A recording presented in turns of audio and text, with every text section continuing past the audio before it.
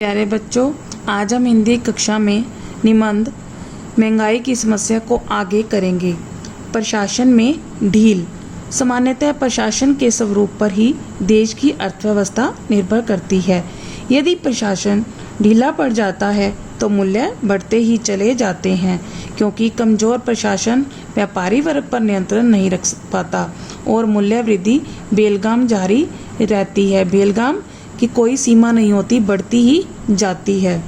सरकार द्वारा घाटे का बजट। योजनाओं को चलाने के लिए सरकार को बहुत बड़ी मात्रा में पूंजी की व्यवस्था करनी पड़ती है। पूंजी की व्यवस्था के लिए सरकार अन्य उपायों के अतिरिक्त घाटे की बजट प्रणाली को अपनाती है। घाटे की ये पूर्ति नए नोट छापकर की जाती है। परिणाम स्वरूप देश में मुद्रा की पूर्ति आवश्यकता से अधिक हो जाती है। जब ये नोट बाजार में पहुंचते हैं तो वस्तुओं की कीमत में वृद्धि करते हैं। अगला, असंगठित उपभोक्ता।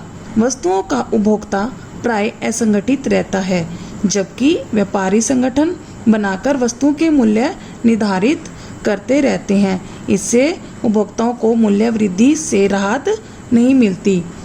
धन का असमान वितरण। हमारे देश में आर्थिक साधनों का असमान वितरण महंगाई का मुख्य कारण है।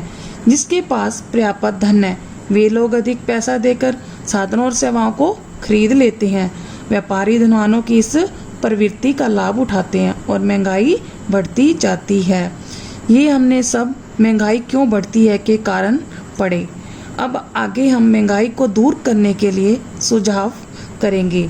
महंगाई को दूर करने के लिए सरकार को क्या करना चाहिए? समयबद्ध कार्यक्रम बनाना होगा।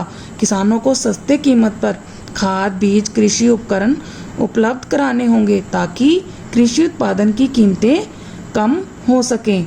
मुद्रा प्रसार रोकने के लिए घाटे के बजट की व्यवस्था समाप्त करनी होगी अथवा घाटे को पूरा करने के लिए नए नोट छापने की प्रणाली को बंद करना होगा।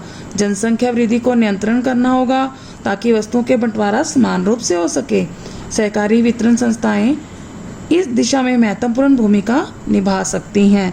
इन सब के लिए प्रशासन को चुस्त दुरुस्त बनाना होगा और कर्मचारियों को पूरी निष्ठा और कर्तव्यपरायणता के साथ कार्य करना होगा। इसे अच्छे से याद करें और PNB में लिख कर देखें।